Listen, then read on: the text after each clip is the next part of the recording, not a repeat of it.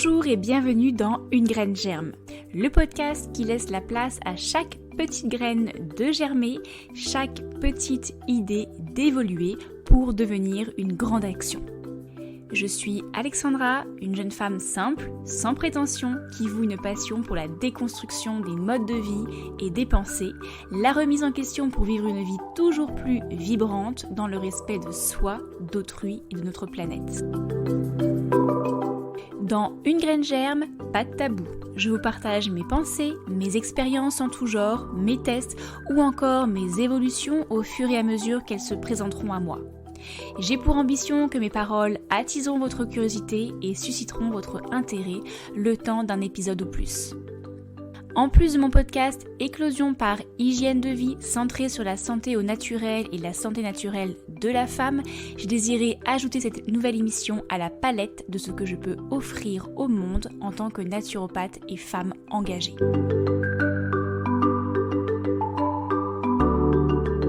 Alors, quelle nouvelle graine a bien pu encore germer dans ma tête ?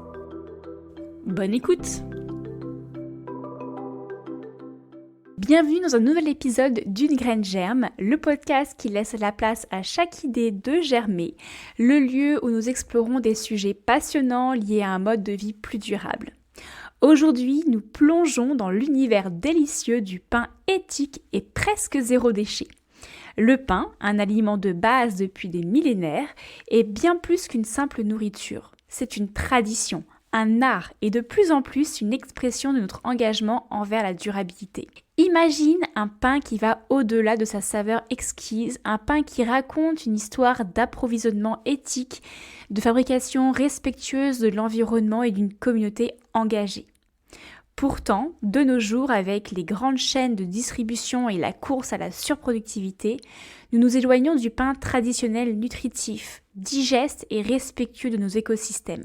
Dans cet épisode, nous explorons les coulisses de la fabrication d'un pain éthique et presque zéro déchet, en discutant avec notre boulangère bretonne qui se prénomme Laurette et qui a fait de cet aliment quotidien une véritable œuvre d'art durable.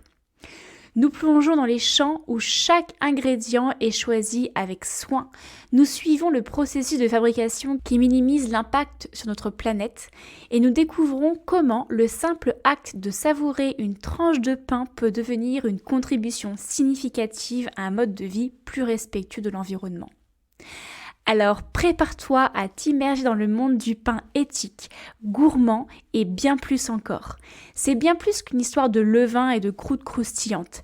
C'est une célébration de la durabilité, du goût authentique et de la manière dont chaque bouchée peut devenir une petite révolution pour nos papilles et pour notre planète. Reste avec nous et découvrons ensemble le pain qui va au-delà de l'assiette. Belle écoute!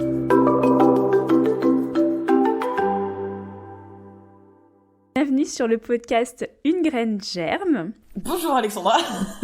Je suis ravie de t'accueillir sur le podcast aujourd'hui. On est entre bretonnes, donc je suis très contente de pouvoir faire cet échange avec toi. Je t'ai découverte de manière assez hasardeuse, oui et non, parce que finalement j'ai quand même fait des recherches, donc c'était pas un hasard tant que ça, mais c'est par le biais de la nef et notamment de la plateforme Zest, qui est une plateforme de crowdfunding dédiée à des projets à impact positif, financés et en tout cas aidés par la nef, une banque, une coopérative de banque éthique. Donc j'avais déjà réalisé un épisode au préalable. Donc avant de rentrer dans le vif du sujet et d'apprendre un petit peu à te connaître, j'ai une nouvelle petite question un peu brise-glace que j'aimerais te poser aujourd'hui. Donc nous sommes sur Une graine germe, le podcast qui laisse la place à chaque nouvelle petite idée, chaque remise en question de germer.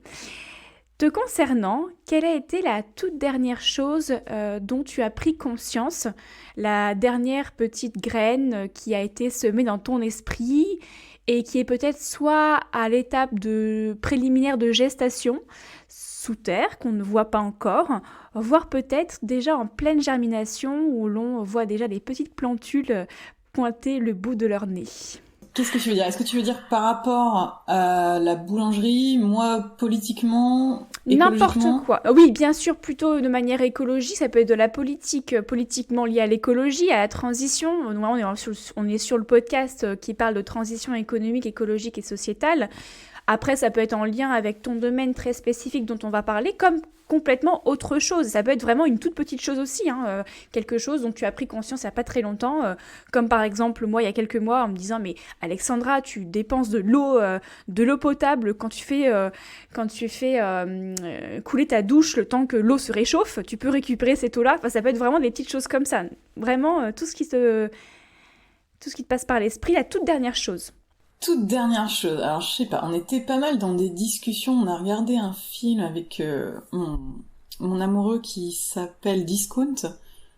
C'est sur l'univers du supermarché et des gens qui du coup volent des invendus de supermarché pour les revendre à prix réduit aux gens. Donc là plutôt engagé économie sociale solidaire, enfin voilà, genre ce genre de choses. Et on s'est dit mais qu'est-ce que nous on peut faire à notre petite échelle, sachant que on est très petit par rapport au capitalisme, par rapport au monde en général. Du coup, on était sur des réflexions de comment est-ce qu'on pourrait regrouper des sommes de surplus de ce qu'on a pour pouvoir financer d'autres projets et pour pouvoir, nous, reconstruire un monde un peu plus sympa. Alors du coup, on est sur une utopie tellement immense que mettre en place ce truc-là, je pense que nous, on le verra pas, et ce sera peut-être même nos enfants qui devront bosser dessus. Là, du coup, je te parle d'un truc énorme, hein, tu vois, j'en sais rien, je sais pas du tout où est-ce qu'on en est. Mais, je sais pas, de se dire, on pourrait regrouper nos surplus économiques, on va dire, pour redistribuer aux gens qui ont un peu moins de sous et faire une espèce de caisse commune, faire des services collectifs, que ce soit en termes éducationnels, des échanges de produits, enfin voilà, d'essayer de centraliser tout ça à échelle locale. Voilà, je sais pas si c'est clair ce que je raconte, mais Si, si, bah écoute, ça me semble clair en tout cas dans mon esprit. Je ne sais pas si c'est clair dans l'esprit des auditeurs qui nous écoutent, mais en tout cas, je trouve ça intéressant. Et tu parlais de caisse commune, un peu de ressources économiques, mais tout de suite on pense financièrement en euros, mais finalement ça peut être tout simplement, tu parlais de surplus, donc j'ai un surplus de quelque chose que je cultive ou que quelque chose d'autre chose que je transforme, et effectivement de se dire à partir du moment où enfin, savoir mettre la limite en disant mon besoin personnel, ça y est, il est assouvi. Maintenant, ça sert à rien de faire du stock et du surstock et d'épargner des pots de confiture comme on épargnerait des milliers d'euros.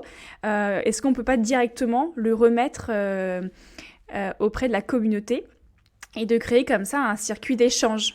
on avait un exemple plus concret pour ça, c'est-à-dire on se disait on aimerait trop faire de la cuisine collective où chacun ramène ses légumes, et même si t'as que un oignon à donner, on fait pot commun, on fait des petites portions de plats pour tout le monde, et tout le monde est reparti avec sa gamelle, peu importe que t'aies donné 3 cagettes de tomates ou un oignon.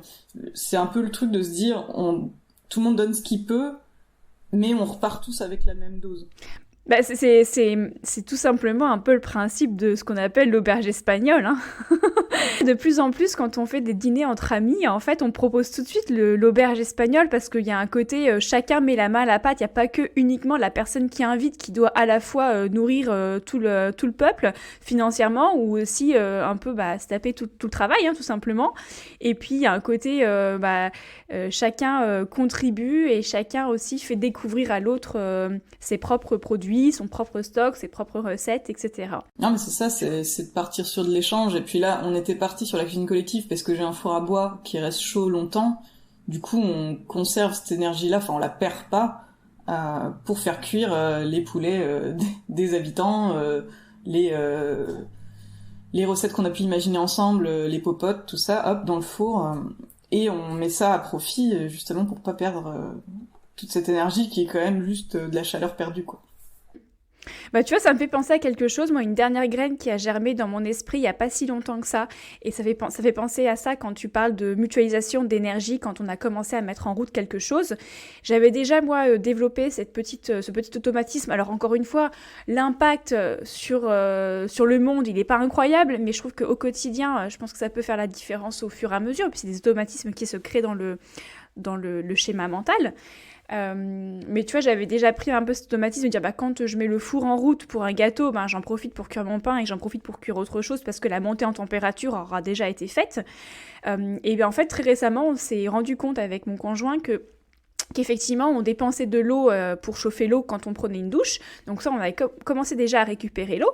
Et puis ensuite, j'ai eu le déclic. À un moment, il a pris sa douche et en fait, j'ai enchaîné moi la douche et je me suis dit, mais en fait, l'eau, elle est déjà chaude. J'ai même plus besoin de récupérer de l'eau froide. Et en fait, on s'est dit, maintenant, on va faire en sorte de tout temps, autant que possible, enchaîner nos douches de manière à ce qu'il n'y ait jamais de redescente de température et qu'on n'ait plus d'eau à gaspiller comme ça, même si on la récupère, au bout d'un moment, c'est quand même de l'eau qu'on récupère pour autre chose. Si on peut ne pas du tout la récupérer parce qu'on n'en a pas besoin, c'est encore mieux. Et donc du coup, le fait d'enchaîner les douches du foyer, ça fait que du coup, on garde toujours l'eau chaude et on mutualise cette énergie, on n'a pas de redescente de température de l'eau. Et voilà. Donc, et puis en plus, c'est plus agréable de rentrer dans une eau qui est déjà chaude.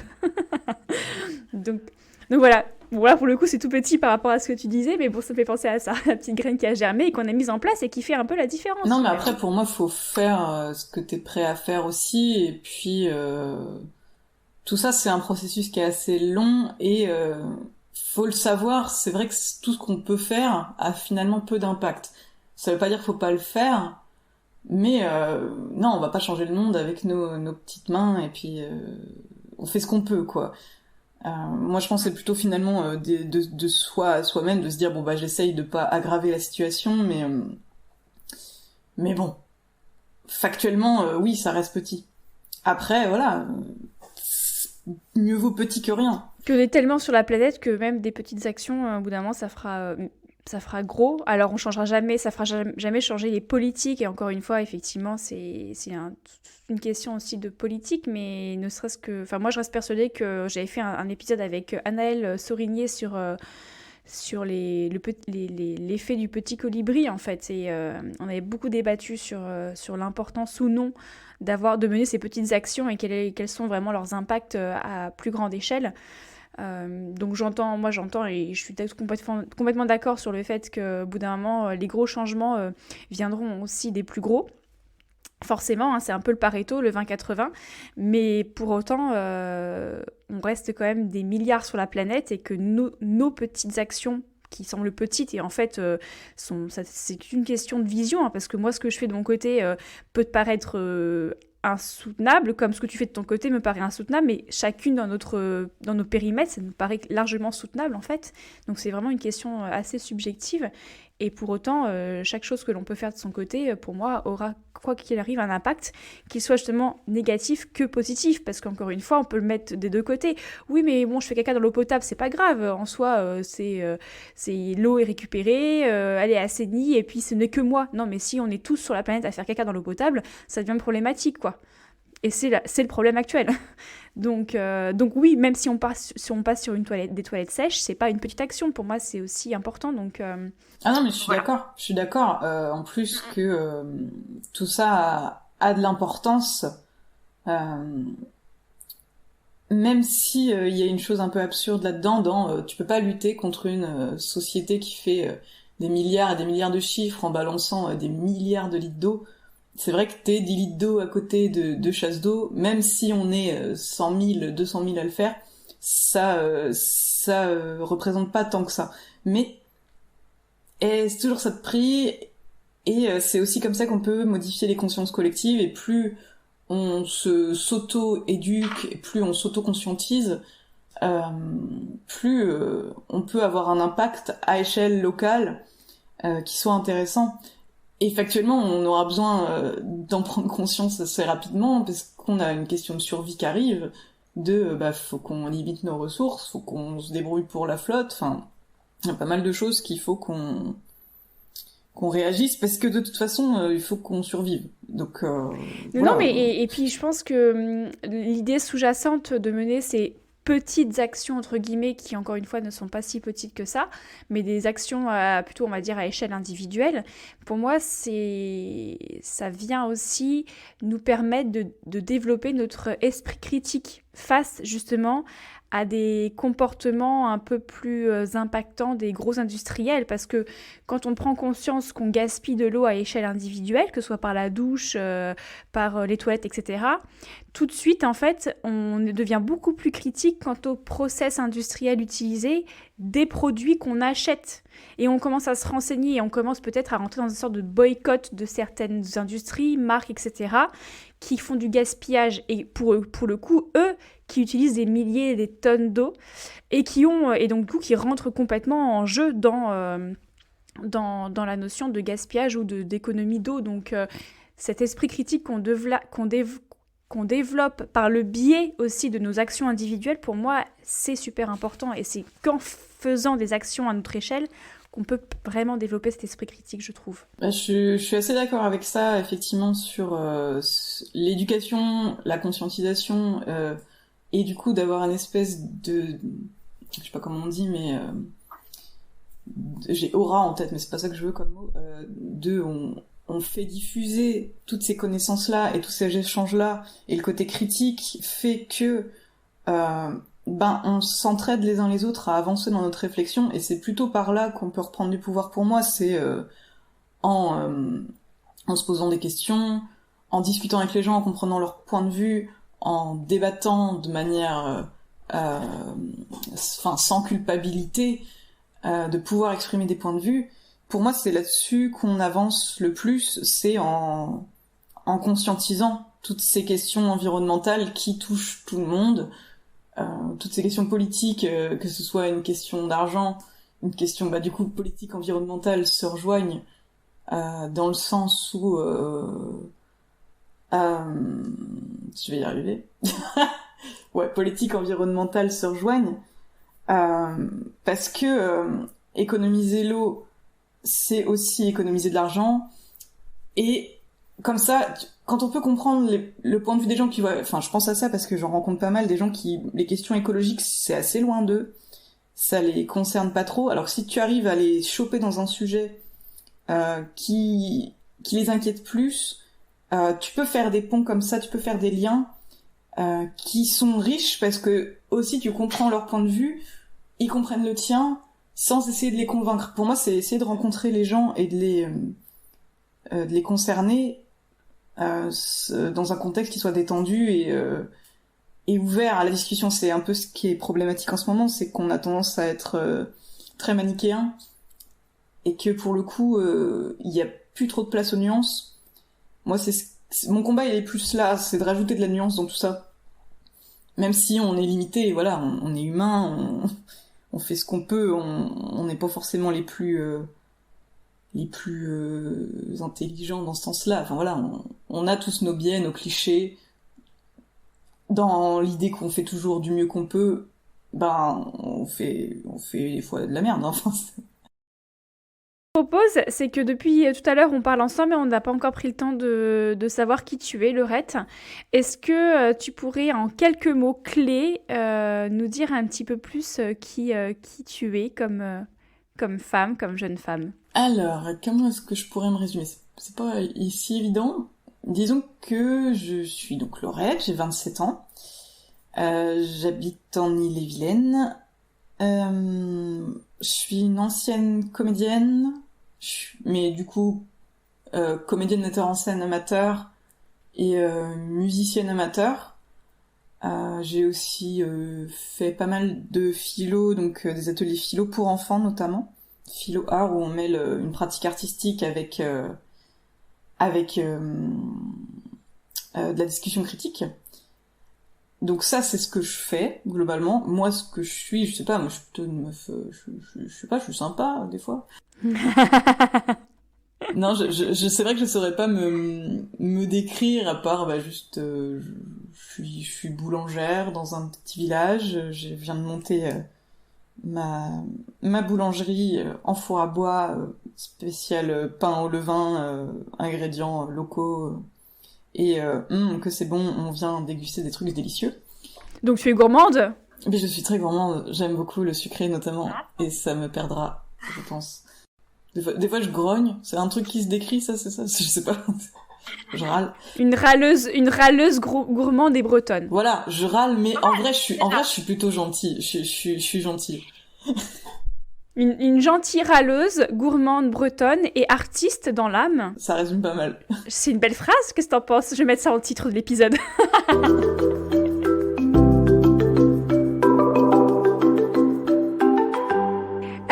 Alors du coup, je te propose que l'on parle un petit peu de gourmandise. On va parler de boulangerie éthique. Comme tu l'as dit, c'est bon. C'est l'aliment roi du bon français. Pourtant, on m'a tous en tête, en tout cas moi c'est un peu ce que j'ai en tête, l'idée que c'est un métier qui est quand même dur, qui est physique aussi, non serait-ce qu'en termes d'horaire, en termes, même physiquement, le fait de pétrir, etc. Il faut se lever très tôt, très tôt parfois. C'est un peu comme le métier de l'agriculteur, aujourd'hui c'est un métier essentiel, pour autant qui veut aujourd'hui devenir agriculteur? Alors de plus en plus, mais dans des conditions un petit peu différentes. Mais ça reste un métier qui est, je trouve, indispensable et qui ne fait pas forcément toujours rêver. En tout cas, peut-être que c'est de plus en plus le cas, mais voilà, c'est quand même un métier qui est assez dur. Les choses changent, au même titre, comme je disais, de l'agriculture, qui renaît un peu de ses cendres. J'ai l'impression que toi, tu as aussi fait évoluer, ou tu fais évoluer cette mentalité autour de ce métier qui est gourmand. Alors, ma petite question qui me brûle les lèvres, c'est pourquoi devenir boulangère? Laurette, voyons, qu'est-ce qui t'a pris? Qu'est-ce qui m'a pris? Alors, pour le coup, pourquoi je suis devenue boulangère? Moi, personnellement, c'est parce que c'était mon boulot d'étudiante quand j'étais en licence de philosophie. J'allais sur l'île de Bréa faire du pain avec un paysan boulanger, donc four à bois, levain, et voilà, j'étais pas diplômée, j'avais rien, juste je cherchais à me nourrir pour l'année. Et j'ai adoré, parce que déjà, on était dans des conditions vraiment particulières, dans le sens où on était sur une île, il y avait la mer, ok, on bossait tous les jours, des fois on se levait à 4 heures, mais globalement, c'était chouette en fait d'avoir les mains dans la pâte, discuter avec les gens, de galérer et d'enfourner. Il y a une espèce d'énergie assez jubilatoire en fait de travailler ensemble sur un produit où à la fin de la journée t'as le résultat de ce que t'as travaillé, et c'est hyper réjouissant, c'est hyper valorisant. Du coup c'est ça qui m'a donné envie de faire ça. Donc après j'ai passé un CAP à distance parce qu'il fallait que je travaille à côté, et factuellement en sortant de fac de philo, je me suis dit, en fait, il me faut un boulot qui puisse me payer, et avec une licence de philo, je vais rien faire, globalement. Et donc je me suis dit, allez, je passe un CAP boulanger, j'avais pas forcément dans l'idée de monter ma boîte à ce moment-là, mais je me suis pas du tout retrouvée dans le milieu traditionnel. Enfin, en tant qu'employée.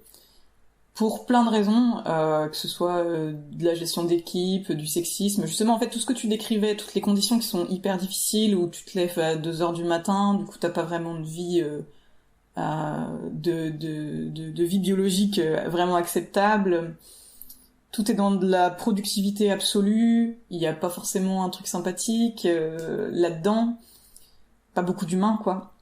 Alors même si j'ai pas bossé qu'avec des gens horribles, voilà, je m'y suis pas retrouvée.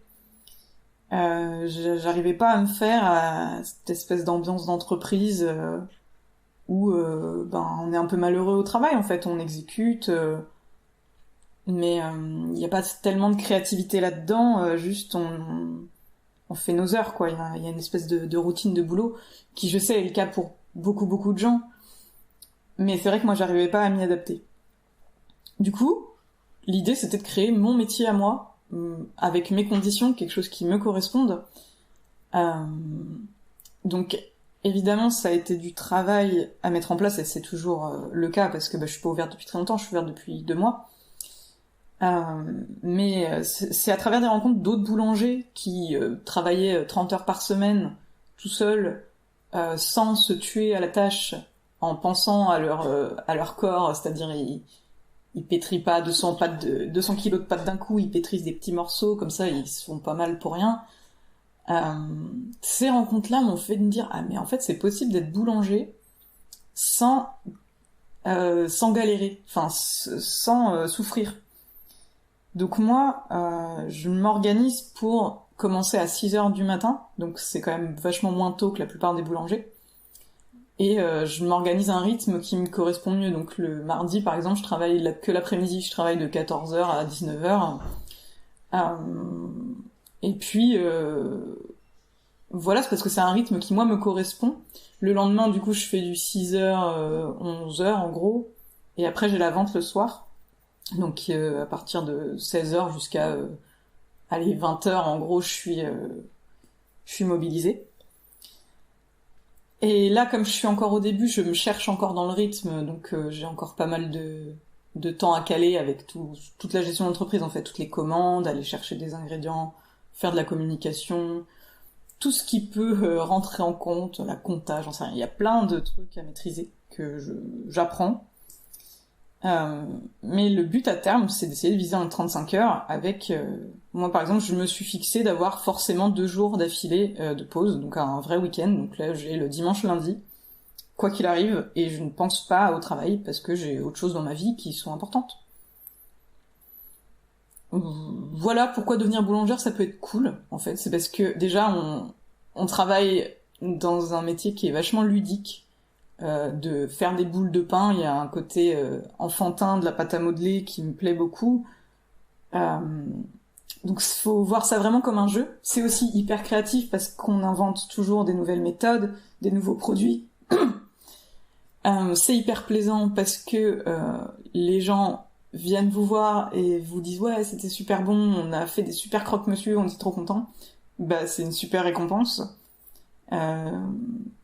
Je sais pas, moi j'adore ce boulot, je m'éclate vraiment là-dedans. Dans mon idéal maintenant, ce serait d'avoir des gens avec qui travailler pour leur transmettre ce que je sais, parce que j'aime beaucoup montrer aux gens ce que je sais, et franchement partager des connaissances, moi c'est ce que j'aime le plus peut-être dans mon métier. Donc voilà, moi ça me correspond pour toutes ces raisons-là. Après, oui, il y a des moments qui sont plus durs que d'autres, mais dans tous les boulots, il y a des moments qui sont difficiles. Moi, je pourrais pas être derrière un écran toute la journée, parce que ça me ferait péter les plombs. Voilà, moi j'ai besoin de bouger.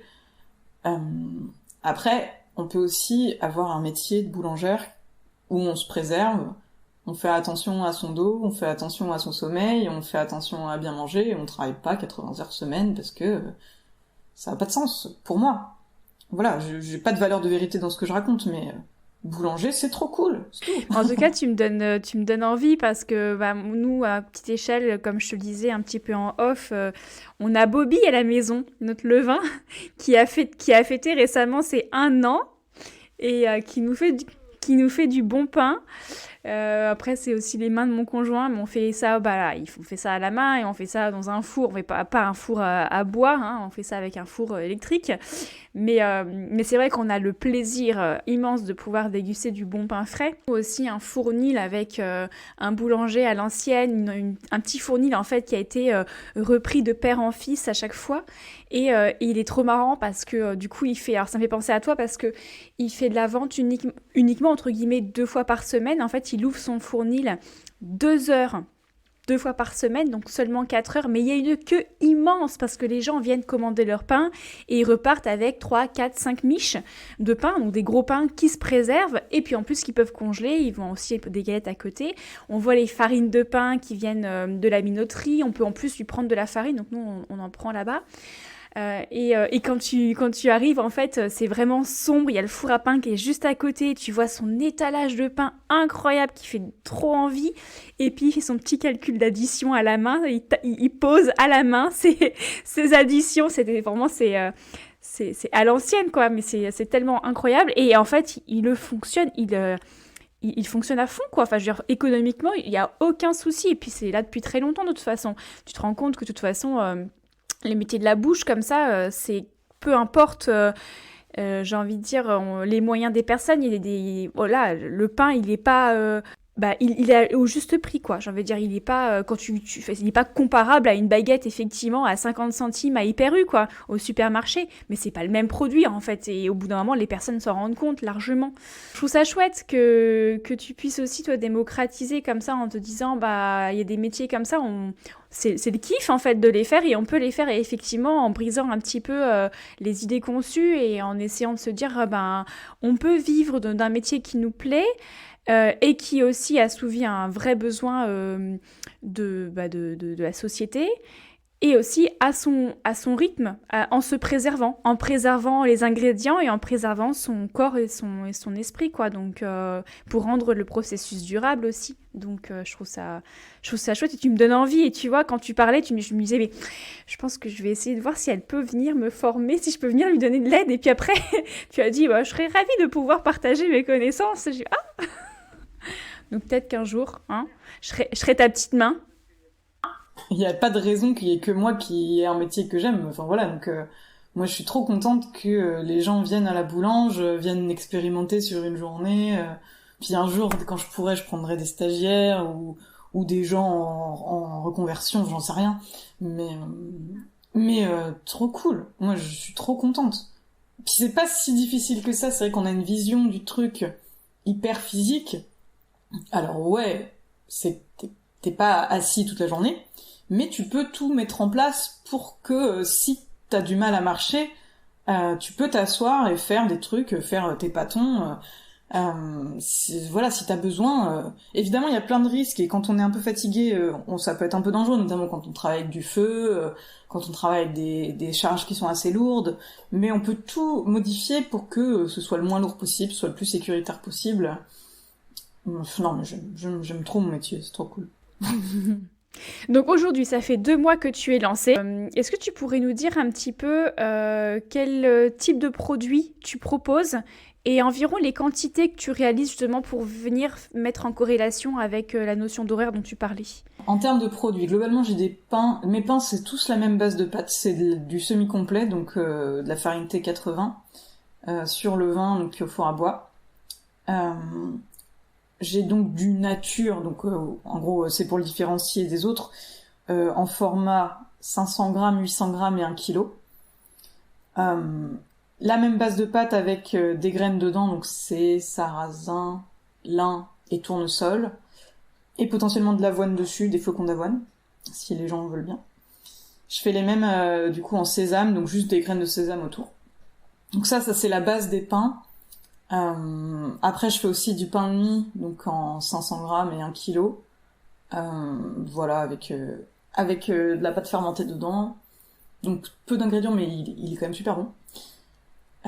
Et la brioche, qui pour le coup est pleine de beurre et d'œufs.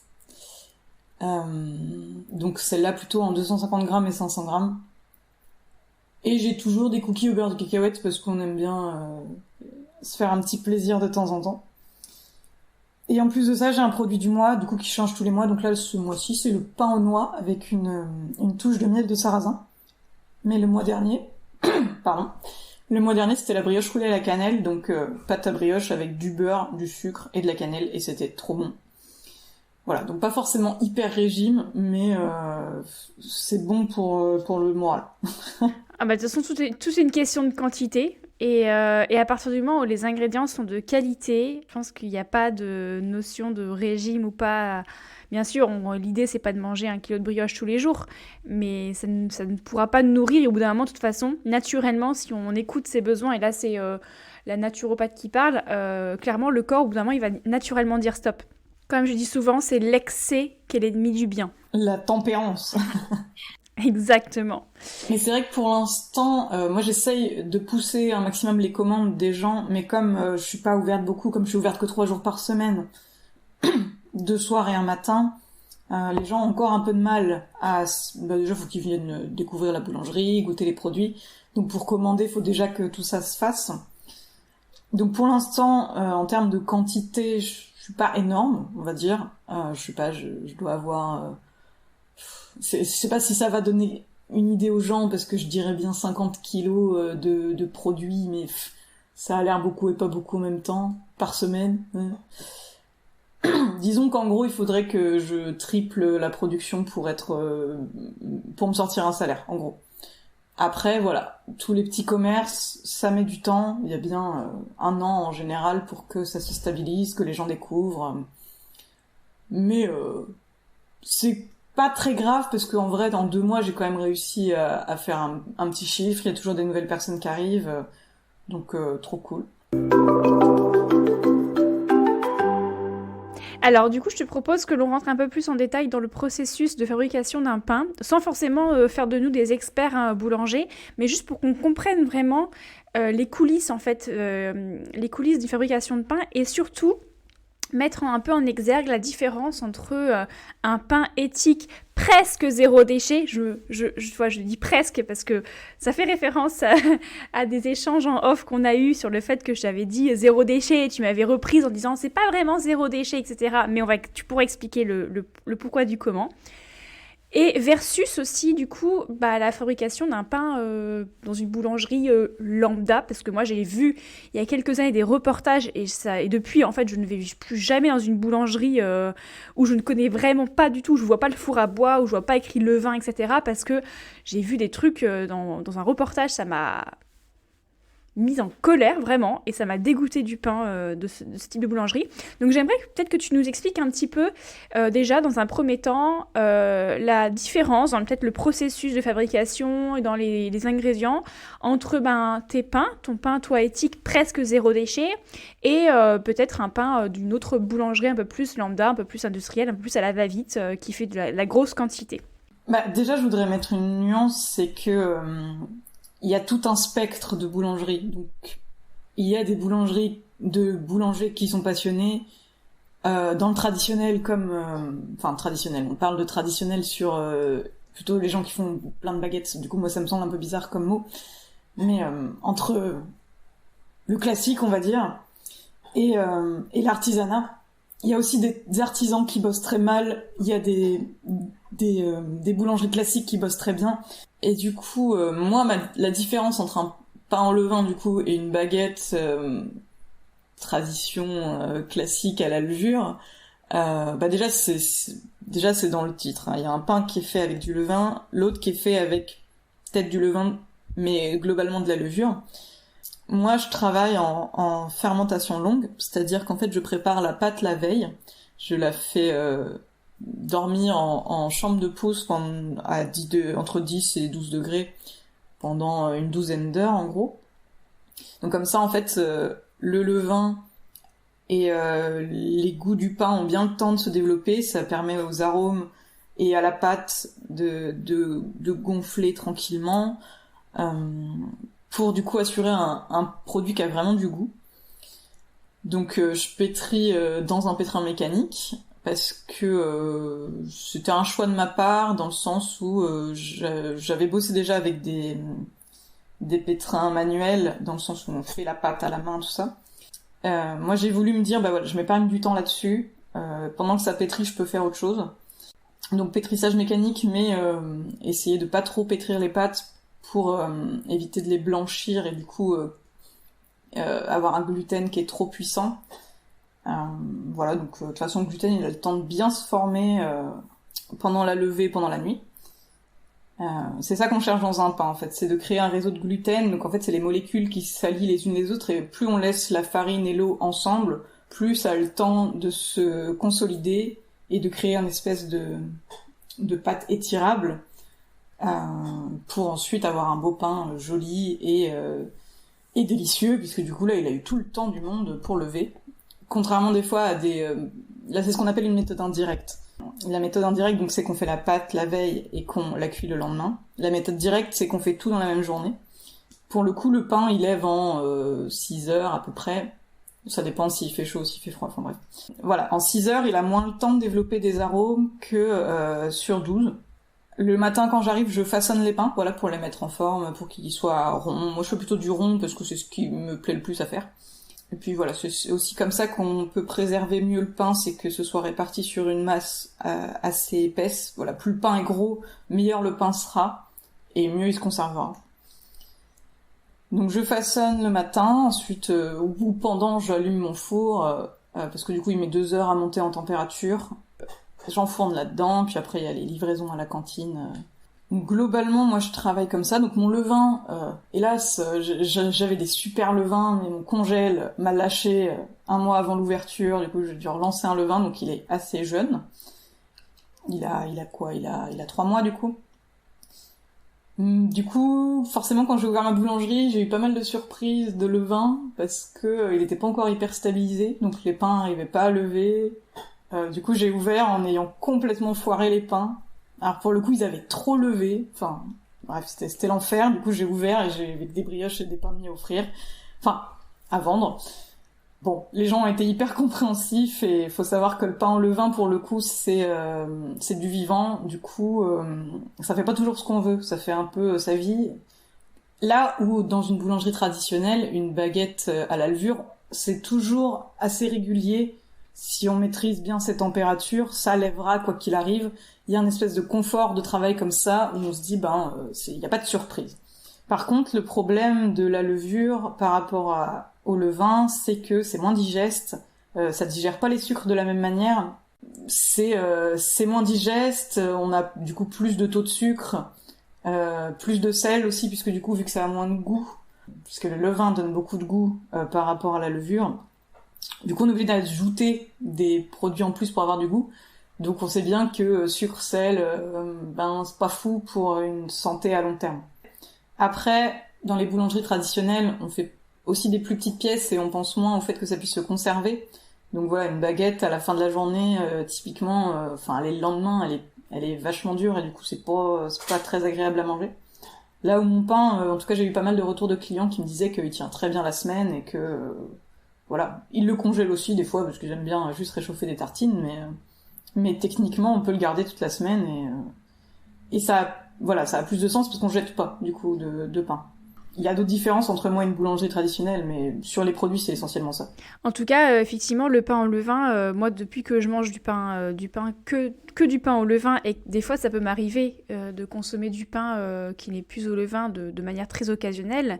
En termes effectivement, de digestion, je le vois tout de suite. C'est beaucoup plus digeste et moi, pareil, en naturopathie, je le conseille largement et de plus en plus, on peut en trouver de toute façon. Et comme tu le disais, c'est un vrai aliment, c'est du vivant, quoi. Des bactéries qui nourrissent notre microbiote, c'est peut-être un peu plus technique à réaliser, mais c'est ce qui fait le secret d'un pain digeste et ça permet aussi de se dire que le pain n'est pas un aliment à bannir et à interdire. Encore une fois, ça dépend vraiment de la qualité du pain. Et ce que tu disais aussi par rapport à des boulangeries peut-être un peu plus pas traditionnelles, c'est pas le mot parce que c'est pas la tradition, mais on va dire un processus un peu plus industriel avec un rendement un peu plus important pour assouvir un besoin en quantité. Et puis même des chaînes de boulangerie. Moi j'avais vu, comme je le disais tout à l'heure, un reportage il y a quelques années où en fait le boulanger, bon, en fait il n'avait pas des horaires incroyables parce qu'il arrivait pas très très tôt à la boulangerie. C'était assez simple, il suffisait qu'il ouvre son paquet de farine qu'il avait déjà acheté. Mais c'était pas que de la farine, il y avait la liste des ingrédients. Il y avait de la farine, il y avait des conservateurs, des colorants, de la levure chimique. Enfin, ça devenait un vrai pain ultra transformé. Et il avait plus qu'à mettre de l'eau et à malaxer avec son pétrissage mécanique et paf, à enfourner direct, quoi. Donc c'était quelque chose, moi ça m'avait choquée et je me suis dit mais je vais pas dans une boulangerie pour manger un pain qui est ultra transformé, donc pour le coup forcément en termes de process industriel on est sur quelque chose d'impactant en termes d'écologie et qui va aussi autant polluer l'environnement que polluer mon corps, quoi. Il y a une espèce de non-honnêteté avec les gens, de mal les nourrir, là où on croit à un artisanat du coup et à un artisan qui pense du coup au bien-être de ses clients. Là il y a une espèce de trahison parce que c'est pas ce qu'on attend d'une boulangerie. Après ça existe, c'est pas pour ça que c'est une bonne chose. Alors, du coup, comment toi tu choisis tes ingrédients? Parce que tu fais partie, tu transformes les ingrédients de brut, enfin les ingrédients bruts, la farine, le beurre, etc. Donc, comment choisis-tu les ingrédients pour ton pain, ta brioche, tes cookies, pour garantir une approche éthique, durable, presque zéro déchet et bonne pour la santé? Moi, globalement, j'ai beaucoup de chance d'être dans le secteur où je suis, dans le sens où il y a beaucoup de gens qui travaillent bien, beaucoup de producteurs qui font des produits vraiment de qualité. Euh, du coup, il suffit quasiment juste de se pencher pour aller les trouver. Enfin, et ils sont hyper sympas en plus, donc c'est trop cool. Mais moi, globalement, j'ai fait pas mal de recherches sur comment travaillent les gens, enfin les producteurs d'ingrédients. Voilà, quel type de moulin ils utilisent pour la farine, par exemple. À quel point ils sont gros ou petits. J'essaie plutôt d'encourager les petits et que ce soit le moins loin possible. Voilà, pour éviter trop de carburant. Donc globalement, tous mes ingrédients viennent d'Ille-et-Vilaine. Enfin, en tout cas, pas forcément d'Ille-et-Vilaine, mais en tout cas à 30 km aux alentours. Voilà, donc c'est vraiment pas loin. Il y a quelques ingrédients que je vais chercher directement chez le producteur, d'autres qui me sont livrés. Mais ouais, globalement, je cherche pas forcément que du bio. Ce qui m'intéresse, c'est surtout la qualité de travail des gens derrière. Donc je sais qu'il y en a qui sont vraiment très très pointilleux sur leur méthode, mais qui ne sont pas labellisés. Et ça m'intéresse plus de travailler avec ces gens-là qui habitent juste à côté et qui travaillent bien, plutôt que de faire venir du bio de l'autre bout du monde, parce que pour moi ça a pas de sens. Faut savoir aussi que le bio a pas une super bonne réputation auprès de pas mal de gens, et ça les touche plus, la notion de local, que la notion biologique qui peut leur faire très peur, dans le sens où je sais pas exactement ce qui se passe dans leur tête et je voudrais pas parler pour eux, mais en tout cas ils s'imaginent que ça va être cher, que ça va être un peu pompeux, ça va être loin de leur valeur en tout cas. Et du coup, ouais, mes ingrédients, j'essaye de penser au maximum à l'impact qu'ils peuvent avoir. Voilà, typiquement cookies au beurre de cacahuète. Il y a du chocolat, il y a du beurre de cacahuète. Ça va être dur à trouver localement parce que ça ne pousse pas trop dans le coin. Donc j'essaie d'imiter au maximum ces ingrédients-là qui viennent d'un peu loin.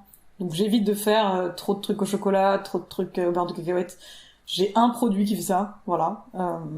Parce que faut aussi se lâcher du lest de temps en temps. On peut pas être parfait sur tout. Mais voilà, j'essaye de m'améliorer au fur et à mesure, de me dire est-ce que je peux pas trouver une alternative un peu plus proche, faire des cookies aux pommes ou je sais pas quoi. Mais ça viendra aussi dans le temps, parce que voilà, faut être prêt aussi à faire tout ce qu'on sait. Et c'est vrai que moi j'ai des stocks de recettes que j'aime trop, mais tu te dis ah ouais, mais là on va peut-être pas rajouter j'en sais rien, de l'ananas, parce que voilà, l'ananas il pousse loin. Après voilà, donc la plupart de mes producteurs, du coup je vais directement à la ferme chercher le lait, les œufs ils sont juste à côté, enfin voilà, c'est des œufs ou du lait vraiment fermier. Quand je dis de qualité, en fait, c'est que ça se ressent aussi dans le goût, c'est-à-dire que sur la brioche, on a un vrai goût de beurre, on a un vrai goût d'œuf, qui peut même être des fois choquant sur des gens, parce que du coup on n'a pas un goût qui est neutre. Le lait il est frais, il est cru, ça a un petit goût fermier, donc il faut accepter que ce soit pas du lait pasteurisé, et pour le coup moi c'est ce que je recherche du goût, et je recherche à être en accord avec les gens avec qui je travaille. Non, bah alors j'ai des petites suggestions quand je t'ai écouté. J'ai pensé, parce que moi, dans mon quotidien, j'essaye au maximum de faire ce qu'on est. On est gourmand à la maison, comme tu as pu le comprendre aussi. Et on essaye à chaque fois de se tricoter l'esprit en se disant comment on peut faire une petite pâtisserie, un gâteau, un plat ultra gourmand, mais avec un maximum d'ingrédients qui viennent de près de chez nous. Et du coup, j'imaginais tes petits cookies, tu vois. Je me suis dit, il y a très récemment, nous, on a fait on a réalisé nous-mêmes notre pâte à tartiner au chocolat, mais au lieu de faire, du coup un peu comme une ciabatta, mais on l'a fait avec des noix qu'on avait récoltées fraîchement, et avec, alors on a mis un peu de cacao pour le coup, parce qu'on voulait quand même à la base une pâte à tartiner au chocolat, mais c'est uniquement noix, cacao, miel. Et du miel, en fait, qui vient du patelin d'à côté, d'une ruche à côté de chez nous. Donc en fait, on n'avait pas de sucre, on avait du miel, on avait des noix qui étaient clairement de chez nous, et après on avait un petit peu de cacao amer. Et du coup, j'imaginais par exemple un cookie, au lieu que ce soit une purée de cacahuètes, ce soit une purée de noix, tu vois, et puis avec un caramel au beurre salé pour ta prochaine édition limitée.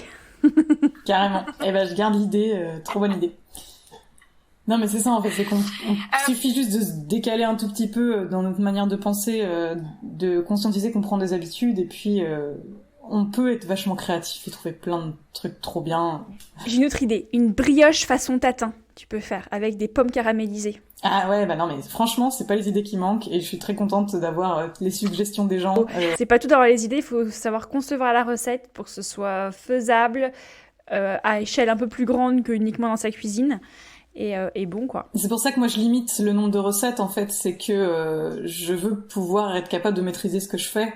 C'est pour ça que j'ai pas 50 produits. Alors au-delà du fait que 50 produits, ça veut dire 50 produits potentiels pour la poubelle, et ben je propose 6 recettes, parce que je sais que je peux le faire, et que si j'ai des grosses commandes, je peux gérer.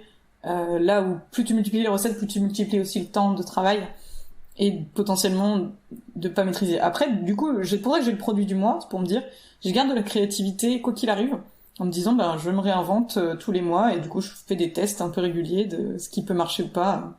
Tu nous as parlé de ta manière de choisir tes fournisseurs, tes ingrédients, et notamment la notion de transport et donc de localité qui permet aussi de réduire l'empreinte carbone de tes produits. Est-ce qu'il y a d'autres choses dans le fonctionnement, la fabrication de tes produits, de ton pain et de tes viennoiseries qui permettent de réduire l'empreinte carbone par rapport à d'autres boulangeries, par exemple? Alors, sur l'empreinte carbone, globalement, comme je suis en four à bois, par rapport au four électrique, on n'est pas si différent de l'impact, parce que ça reste de la consommation d'énergie. Ça doit être un tout petit peu moins, je pense, le four à bois. Par rapport à un four électrique, parce que c'est quand même très énergivore un four électrique, mais cramer du bois, bon, c'est pas fou non plus. Après, j'ai un peu d'électricité parce que j'ai la chambre de pousse pour les pains, mais je sais qu'il existe une méthode sans chambre de pousse en indirect où on met très très peu de levain et du coup on peut se passer cette chambre de pousse. J'ai essayé, pour l'instant je suis pas prête parce que c'est très technique, mais je sais que c'est possible. Après, voilà, je suis un tout petit local, donc je consomme de l'eau, mais globalement c'est pour la plonge et pour mettre dans le pain, hein, si je résume.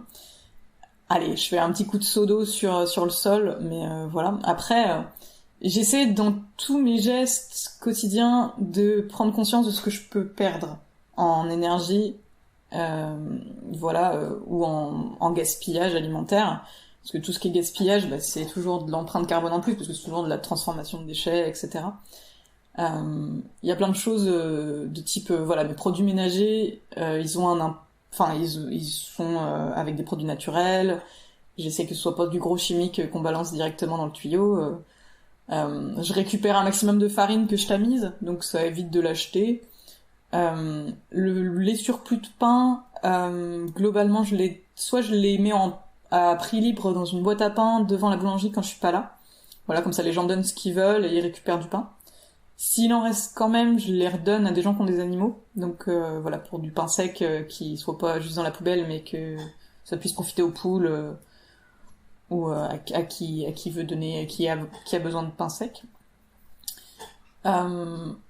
Donc moi j'essaie de limiter au maximum les emballages, même si tes producteurs ils te les donnent avec ce que t'as comme emballage, mais typiquement les sacs à farine ils servent à allumer le feu, les alvéoles d'œufs en carton aussi, donc j'ai pas tant que ça de déchets au final, même si voilà, par exemple le bois il arrive sur des palettes, les palettes je peux pas les brûler. Donc celles-là, elles finissent soit en don de gens qui ont besoin de palettes, soit à la déchetterie, parce que on peut pas faire. La prochaine fois que t'as des palettes, tu me fais signe, hein, parce que nous on en cherche. Hein. On viendra les chercher. On fabrique des composts avec. Bac à compost, tout ça, on peut fabriquer plein de choses avec les palettes. Un abri à bois également. Mais oui, je sais qu'en plus on peut faire plein de trucs avec, c'est juste qu'il faut que je m'en occupe. Et du coup, faut que je prenne le temps. Donc c'est pour ça aussi que je me laisse tranquille, je fais ce que je peux faire au moment où je peux le faire, parce que sinon je vais trop culpabiliser. Je suis un peu mon genre, moi, de dire oh mince, je ne fais pas assez, c'est jamais suffisant. Du coup, je me dis bon, bah les palettes elles restent là pour l'instant, puis quelqu'un les verra et quelqu'un les prendra, et puis ce sera au moment où ce sera opportun. Mais c'est vrai que typiquement j'ai le compost qui arrive là en novembre, donc même si j'ai pas énormément qui va au compost, enfin en fait j'ai des petites poubelles parce que par semaine je dois avoir une poubelle qui est grande comme deux mains pleines en gros. Donc même emballage compris, on va dire ça. Du coup le compost peut quand même être utile, voilà, et j'essaie de trouver qu'est-ce que je peux faire des cendres. Je sais qu'il y a parfois dans l'agriculture on peut utiliser les cendres des bois pour quelque chose, on peut faire de la lessive avec. Voilà.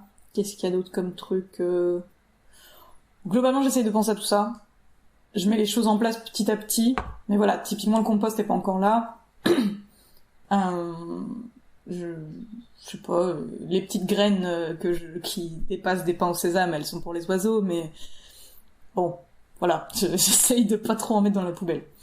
Bon, les coquilles d'œufs, ça, j'ai pas pris le temps d'en faire un truc, j'avoue. Bah ça c'est pour le potager aussi. Je sais pas s'il y a des clients qui seraient intéressés, mais ça nourrit la terre de calcium. Si les personnes ont des poules, ça permet on peut leur en donner un peu bien écrasé finement, d'en mettre dans leur nourriture, leurs graines, ou encore les mettre contre barrière anti-limaces. Ça peut être, pourquoi pas, ça peut être intéressant de te dire que tu as différents bacs devant ta boulangerie et ce genre de déchets, en fait, est un libre distribution. Et puis, si jamais, de toute façon, quand tu auras un compost, après, les coquilles qui n'ont pas été prises par les clients, repartent au compost. Et de toute façon, après, c'est des choses que tu récupères.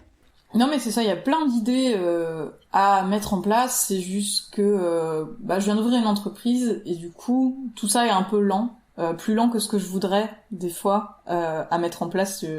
Typiquement j'ai pas encore installé des panneaux, voilà, donc les gens ne savent pas où elle est ma boulangerie parce que j'ai pas installé de panneaux. Mais tout ça prend du temps en fait parce qu'on est pris vite, même si j'essaye de pas bosser comme une dingue, factuellement je travaille quand même et je sais pas, là, je dois être entre 35 et 40 heures semaine selon les semaines, peut-être 45 des fois. Du coup, toutes ces choses-là sont dans ma tête, mais il y a toujours des étapes psychologiques à le faire. Et je pense je sais pas si tout le monde fonctionne comme ça, mais je pense que c'est assez humain de ça prend du temps, tout ça.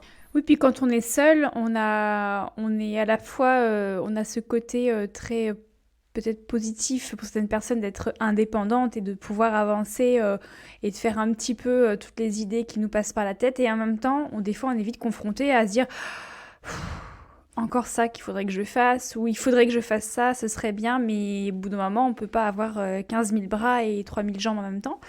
Donc, comme tu le disais, tu es toute seule, ça fait 2 mois, il y a déjà pas mal de choses, et puis l'une des priorités, c'est quand même de pouvoir proposer de faire ton métier principal, à savoir boulangère et avec des bons produits. Et puis le reste va se construire au fur et à mesure. Et je trouve que ton idée de boîte à pain, si déjà toutes les boulangeries pouvaient faire ça, ce serait top, quoi. Donc voilà, ça c'est une super idée. Et pour les cendres, la cendre c'est riche en potasse, c'est bon pour le potager. Donc en hiver, on peut en mettre, pareil, hein, ça peut être intéressant pour les clients. Par contre, pas trop, hein, c'est environ une poignée par mètre carré et par an. Donc c'est pas avec ce ratio-là que tu vas enlever toutes les cendres de ton four. Mais bon, ça peut aider certaines personnes pour équilibrer leur terre au potager. Bah ouais, pourquoi pas, carrément. Mais c'est vrai que à la campagne, les gens sont quand même assez relativement indépendants aussi parce que ils sont leur feu de cheminée, ils ont des animaux, enfin je sais pas comment dire, mais en fait c'est que ils ont pas forcément besoin de tout ça. C'est peut-être penser à d'autres échelles en agriculture ou d'aller discuter avec des maraîchers pour dire est-ce que vous avez besoin de ça, faut continuer tout ça. Mais c'est vrai que c'est toujours des il faut Et ça fait beaucoup de charge mentale, au final, plus que finalement de charge de travail actuelle. C'est plus, ça te reste en tête.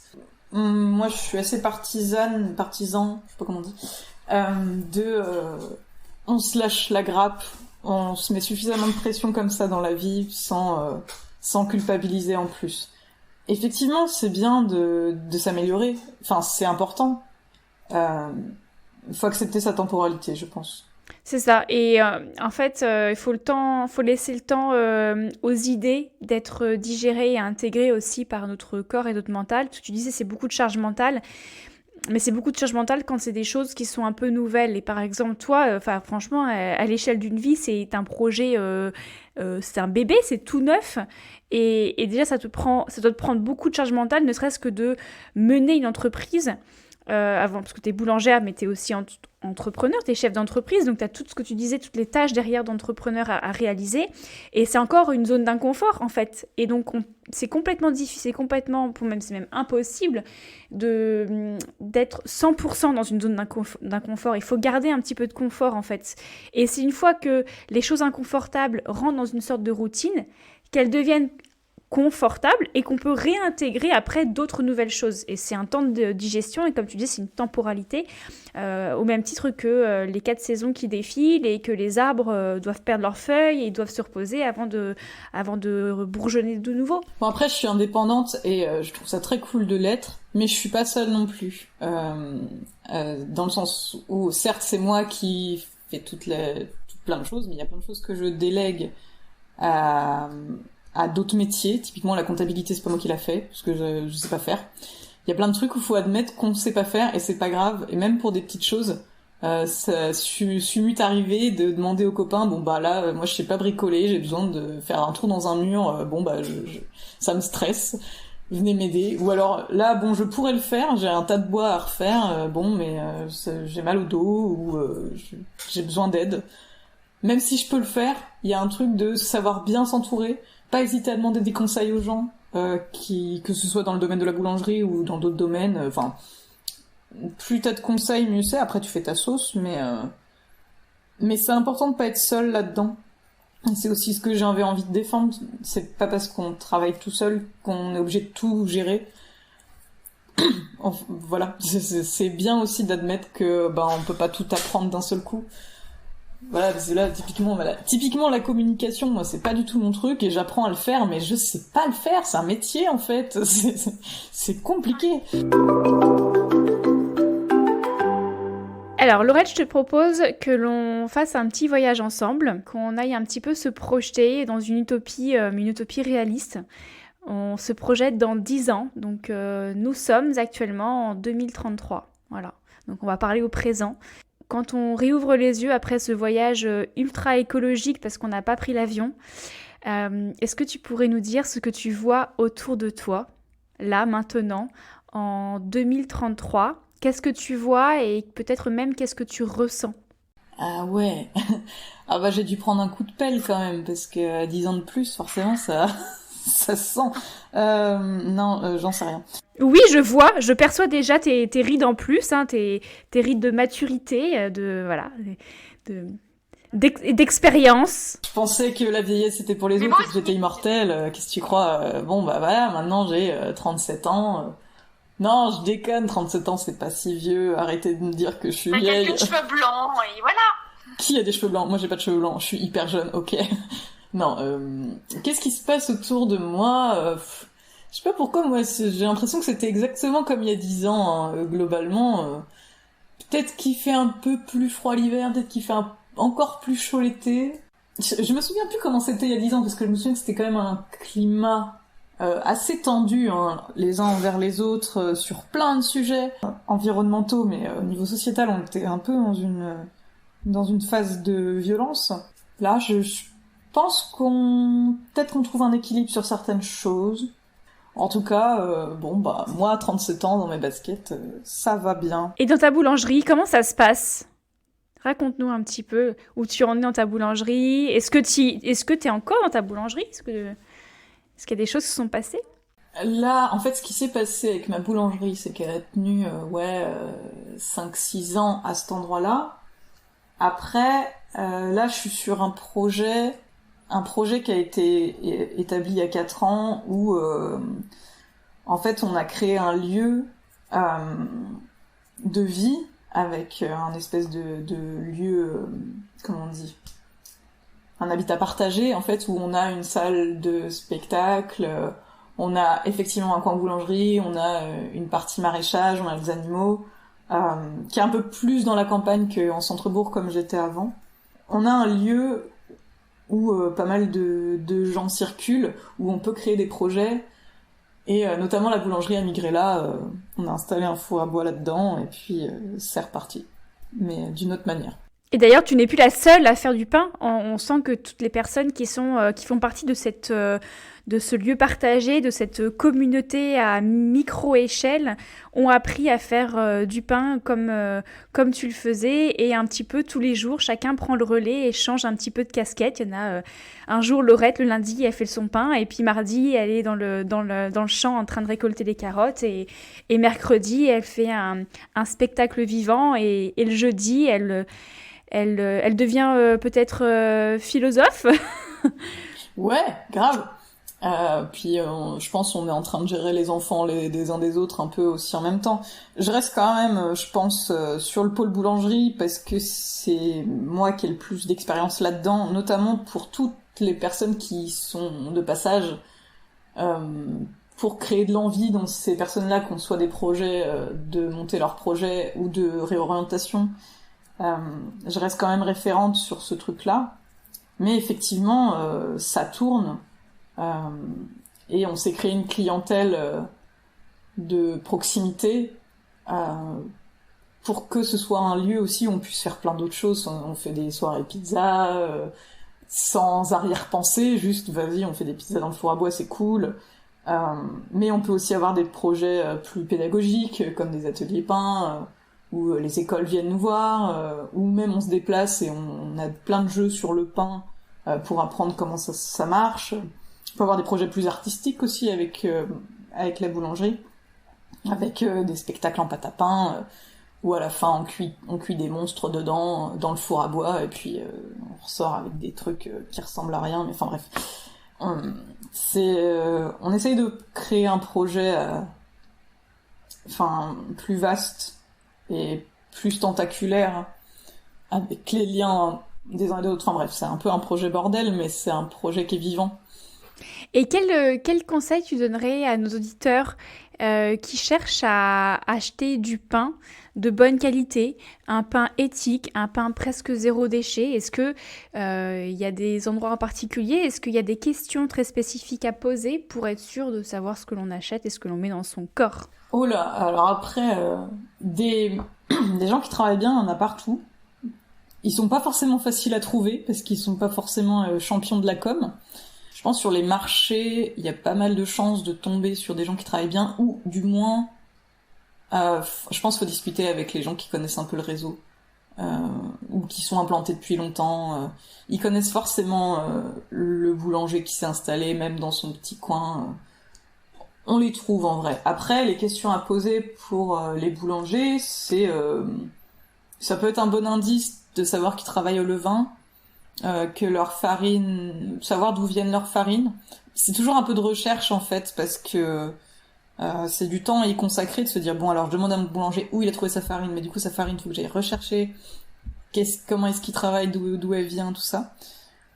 Le vin est un bon indice, mais ça veut pas tout dire. Cuit au four à bois, c'est pareil, ça peut être cuit au four à bois mais avec plein de levure, donc c'est pas forcément hyper représentatif. Artisanal, ça peut être pas mal, ça veut dire que c'est fait à la main. Mais je serais vous, je poserais surtout des questions sur qui sont les producteurs. Voilà, donc c'est un petit peu de recherche, pas forcément évident. Mais faites pas forcément trop confiance aux étiquettes. Voilà, bio, ça veut pas forcément dire que c'est mieux. Parce qu'on, comme je disais tout à l'heure, on peut avoir du bio qui est pas très éthique, on peut avoir du pas bio qui est super. N'hésitez pas à discuter avec votre boulanger en fait. Essayez et voyez ce qui vous botte. Mais je pense qu'effectivement, l'indice du marché, demander si c'est fait avec du levain ou de la levure, du four à bois. Après, comme tu disais, les indices, les prix les uns indépendamment des autres, ça ne veut pas forcément tout dire, mais le cumul de tout ça quand même nous met dans une bonne direction de savoir est-ce que c'est un pain qui est de bonne qualité, qui a des valeurs respectables, disons. Et puis après, comme tu le disais, rien ne vaut de tester pour après savoir si ça nous plaît aussi en termes de goût. Tu disais que c'est du travail. Moi, oui, c'est du travail, mais je viendrais nuancer. Parce que c'est un travail que l'on fait une seule fois. Comme je te parlais tout à l'heure du Fournil qui est à côté de chez moi, c'était un peu une découverte par hasard, un peu un bouche à oreille, des questions que l'on a posées, des petites recherches sur la minoterie qui était le fournisseur, et c'est tout, basta, c'est fait une fois. C'est plus à refaire, et c'est exactement la même chose que quand on va dans un supermarché et que on vient regarder normalement ce que je conseille à chaque fois, la liste des ingrédients. Savoir ce que l'on met dans notre corps, et ça c'est super important de savoir ce que l'on met dans notre corps. Et effectivement, oui mais ça prend du temps, oui mais bon, vous faites ça une fois sur les ingrédients, et puis une fois que vous avez choisi votre ingrédient, en général la liste de courses, elle est à peu près répétitive toutes les semaines quand même. Donc le travail est à faire une seule fois en fait. Oui, c'est sûr que c'est un travail à faire une seule fois entre guillemets, mais comme on disait, changer d'habitude c'est pas si évident. Et c'est un travail psychologique, c'est pas au moment où on le fait une fois en fait qu'on est prêt, que le travail se fait, c'est tout en amont. Pour moi, c'est justement d'avoir conscience déjà que le pain qu'on prend, il nous correspond pas, c'est déjà un travail qui est assez énorme en vrai. Et de se dire, ah celui-là, ce pain-là, j'ai entendu machin qui a dit que s'il avait plein d'air, c'était pourri, du coup c'est parce que c'est de la levure. Voilà, il y a aussi tout un truc de critiquer toutes les informations qu'on peut avoir, et de pas juste les prendre comme ça, parce que moi je vous dis la levure c'est nul, mais qui je suis, vous savez pas qui je suis, voilà, j'en sais rien moi si la levure c'est nul, je suis pas bactériologue, je vois de ce que j'ai reçu comme éducation, comme information que j'ai pu recouper, mais faut pas tout prendre ce que je dis comme une vérité, c'est pas parce que je suis boulangère que je connais tout. Mais voilà, moi j'ai observé typiquement que un pain avec des bulles d'air énormes dedans, enfin quasiment que de l'air, bah déjà moi j'ai pas beaucoup de nourriture là-dedans. On peut avoir un grand plaisir à manger du pain blanc, aucun souci. Juste tu te diras, bah voilà, il y a de la levure dedans. Enfin, le levain levure ça peut être intéressant comme axe, mais surtout savoir ce qu'il y a dans votre pain en termes d'ingrédients, au-delà de la levure, savoir s'il y a des additifs, combien il y a de taux de sel, est-ce qu'il y a du sucre qui a été ajouté, est-ce qu'il y a de la matière grasse, enfin voilà, tout ce qu'il peut savoir. Après, difficile d'être critique quand on n'y connaît rien, et on peut pas être documenté sur tout non plus. Moi, je sais reconnaître un pain en levain d'un pain à la levure, mais parce que j'ai étudié ça, donc bon, je demande pas à tout le monde d'avoir toutes ces connaissances-là. C'est l'intérêt aussi de ce genre d'épisode, c'est de faire connaître aussi les dessous du pain et d'aiguiller les personnes pour aller pour en apprendre un peu plus chaque jour, et puis commencer à être dans la prise de conscience au fur et à mesure, dans le respect de notre temporalité. Laurette, j'ai quelques petites questions éclairs à te poser pour conclure notre échange. La première chose, est-ce que tu aurais des recommandations de ressources, de lecture, des vidéos, des podcasts, des documentaires ou autres, n'importe quoi qui te vient par l'esprit? Pas forcément beaucoup, on va pas créer de la charge mentale, mais peut-être une ou deux, au sujet peut-être du pain d'ailleurs, ou un autre sujet qui te tient à cœur. Ah là là, là comme ça, j'ai plein de trucs qui me viennent, mais un peu de niche qui moi m'intéresse. Enfin, je pense il y a un site qui regroupe une bibliothèque de levains, de tous les levains du monde, de comment est-ce qu'ils sont fabriqués. Enfin voilà, il y a je sais pas combien il y en a dedans, mais et je sais pas si je vais te retrouver la référence de ce truc-là, mais je sais qu'il existe quelqu'un qui répertorie tous les levains et qui les conserve et qui sont tous faits de manière différente, et c'est vrai que c'est assez fascinant de se plonger là-dedans. Après des recommandations, moi je sais pas si j'en aurais, parce qu'en fait la plupart de mes sources boulangères c'est d'aller discuter avec des gens, et je me suis pas forcément fiée à une source en particulier. Je sais pas ce qui pourrait être intéressant. Qu'est-ce que je peux conseiller aux gens? Enfin voilà, typiquement moi je m'intéresse beaucoup au théâtre punk, au mouvement notamment théâtre punk japonais, donc vraiment des trucs de niche que je sais pas si ça va intéresser la plupart des gens. Qu'est-ce que je fais, moi? Je lis plein de trucs, mais je lis plein de BD chelou, indépendantes. Je regarde plein de films de Sion Sono, de trucs. Bah, c'est bien, ça montre la pluralité de ta personnalité et le fait que tu peux être passionné par le pain, mais que toute ta vie ne tourne pas autour de ça non plus. Ah bah c'est un peu le but aussi, de me dire j'ai fait une boulangerie, mais j'ai quand même d'autres passions à côté qui sont tout aussi importantes. Alors même si je me retrouve mieux dans le milieu amateur, moi j'aime beaucoup le théâtre et j'ai tendance à pas mal m'emmerder en ce moment au théâtre dans les grandes salles classiques, parce que j'ai envie qu'il renaisse un mouvement populaire un peu pas forcément anarchique, mais une énergie de on s'en fout, on fait juste des trucs qui nous plaisent, peu importe ce que les programmateurs pensent, et du coup je retrouve plus ça dans le milieu amateur, de faire ce qu'on aime. Et moi j'ai tendance j'aborde un peu le lisse, j'ai besoin de trucs qui me questionnent, quitte à ce que j'aime pas ce qui se passe, au moins il se passe quelque chose. Je veux pas ressortir d'un spectacle en disant bon bah ouais ça va, je veux que ça me marque, et c'est ce que j'attends de l'art que je rencontre. Moi, typiquement, les chansons que je fais, alors elles sont gentilles, mais elles sont un peu trash quand même, et bon, je sais que c'est pas forcément au goût de tout le monde. Deuxième question pour toi, où est-ce qu'on peut retrouver toutes tes petites gourmandises éthiques et non coupables? Rappelle-nous peut-être le lieu de ta boulangerie et où est-ce qu'on peut venir commander tes produits. Alors, moi, ma boulangerie, elle est à Coemes, Coesmes, donc dans le 35. Je suis à 25 minutes de Rennes. Le site de commande est en cours, il va arriver d'ici quelques mois. Mais globalement, vous pouvez retrouver toute la liste des produits, toute l'ambiance de la boulangerie sur un site qui s'appelle chez-lorette.cool. Parce que ma boulangerie s'appelle Chez Lorette, boulangerie artisanale. Coemes, du coup, si vous tapez ça, vous allez trouver.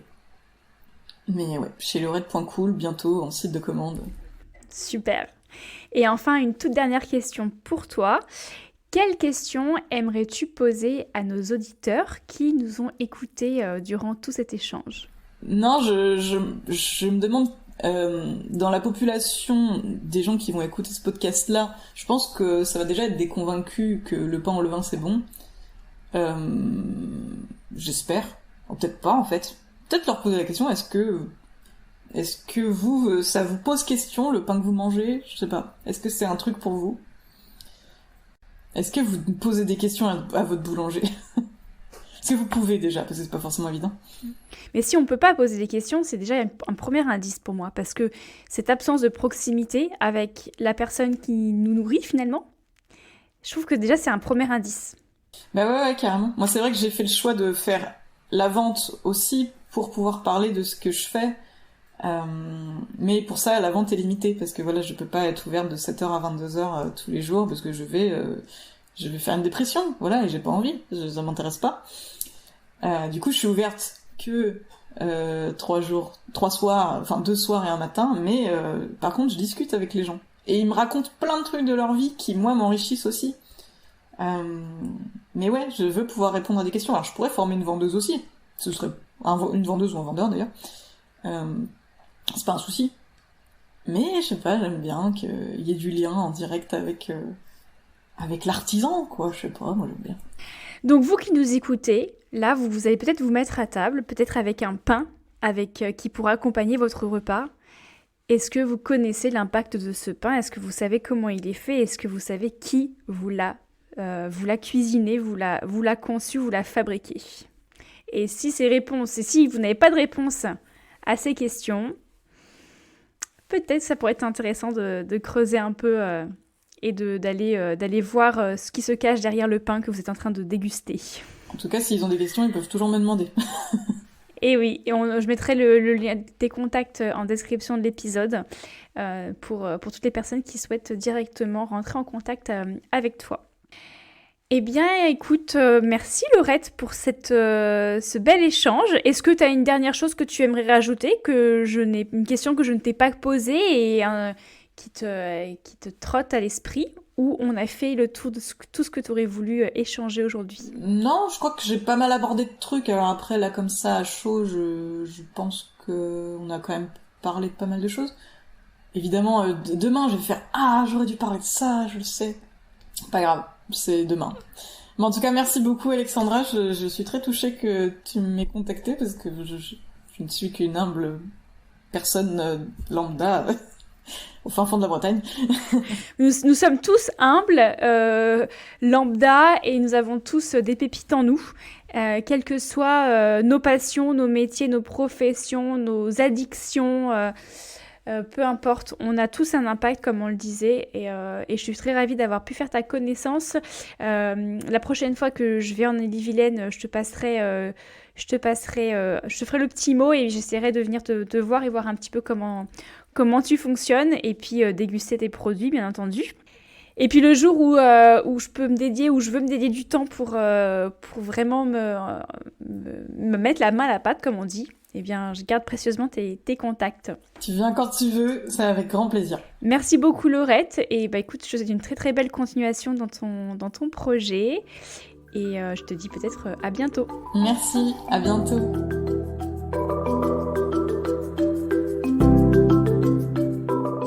Toi aussi, tu aurais une pensée à partager ou peut-être tu es en désaccord avec ce que je viens de dire? Alors contacte-moi que l'on en discute autour du micro. Autant que notre discussion profite au plus grand nombre. Tu aimes cette émission et tu penses qu'elle peut être utile à d'autres personnes? N'hésite pas à la partager au plus grand nombre, à tes amis, à ta famille ou encore à tes collègues. Ce podcast est réalisé avec tout mon cœur et doit son existence à toutes ces magnifiques personnes qui lui sont fidèles depuis ses débuts. Pour contribuer de façon ponctuelle ou mensuelle afin que ce podcast gratuit, indépendant et sans publicité continue à vous inspirer et à remuer des choses dans votre tête, vous pouvez réaliser un don sur mon compte Tipeee dont le lien sera en description. Et à présent, je laisse cette petite graine germer dans votre tête et je vous dis à bientôt pour semer une nouvelle graine.